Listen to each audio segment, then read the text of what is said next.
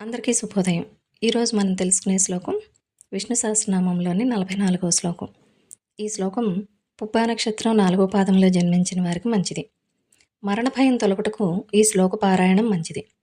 శ్లోకం వైకుంఠ పురుష ప్రాణ ప్రాణద ప్రణవ పృథు హిరణ్యగర్భ శత్రుఘ్నో వ్యాప్తో వాయురథోక్షజ.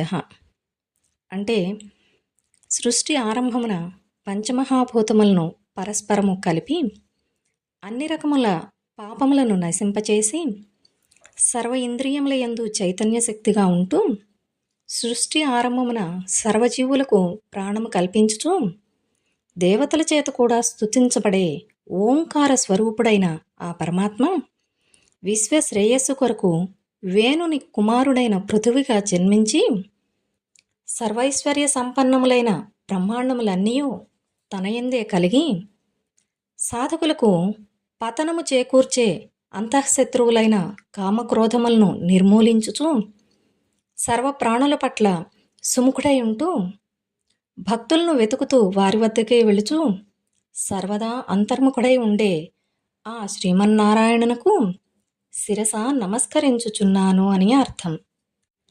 వైకుంఠ పురుష ప్రాణ ప్రాణద ప్రణవ పృథు హిరణ్యగర్భ శత్రుఘ్నో వ్యాప్తో వాయురథోక్షజ.